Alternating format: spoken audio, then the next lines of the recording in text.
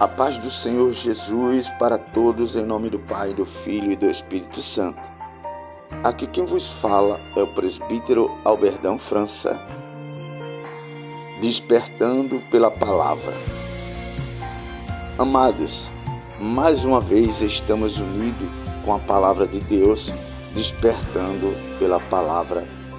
No livro de 1 Samuel, capítulo 1, versículo 11, que diz assim a palavra do Senhor.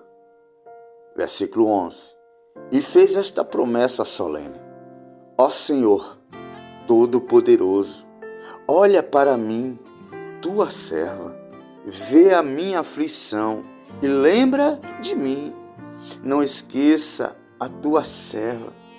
Se tu me deres um filho, prometo que o dedicarei a ti por toda a vida e que nunca ele cortará o cabelo.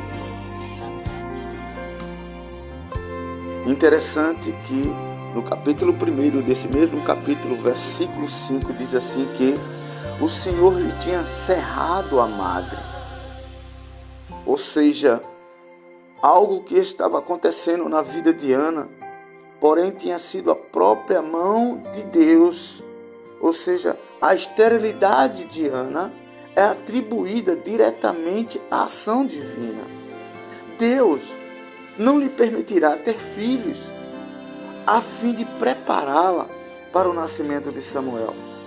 Da mesma maneira, Deus pode, às vezes, irmãos, permitir que tenhamos decepções, muitas das vezes, ou então conduzir-nos a situações em que nos sentimos inaptos, inferiores, para que assim Ele possa continuar a realizar a sua vontade em nossa vida, compreendendo que a vontade de Deus é perfeita e é agradável. Devemos então fazer conforme fez Ana, levar diretamente ao Senhor as nossas circunstâncias, as nossas mágoas, e esperar nele, porque no versículo 7 diz assim a Escritura Sagrada, no versículo 7, isso acontecia após ano, sempre que Ana ia ao santuário do Senhor, e chorando, e não comia nada. Como está escrito, havia uma rival chamada Penina, a qual maltratava esta mulher por ela ser estéril. Mas a humanidade, ou ninguém sabia, a qual era o próprio Deus que tinha cerrado a madre dela. Mas impressionante quando vemos esta oração, uma oração forte, uma oração a qual nós vemos que Ana teve 2 estágios nessa oração.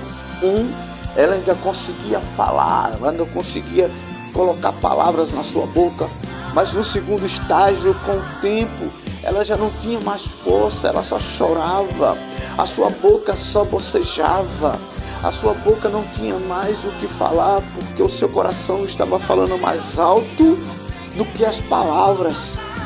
E Deus tem um remanescente, Deus tem uma palavra sempre para nós, para que nós venhamos acreditar que Ele está no negócio. O sacerdote passa por ela e acha que ela está bêbada, acha que ela está embriagada. E ela diz que não estava embriagada, estava atribulada. Eli olhou para ela, mas algo aconteceu soberano e ela entendeu que era um sacerdote que estava abençoando ela.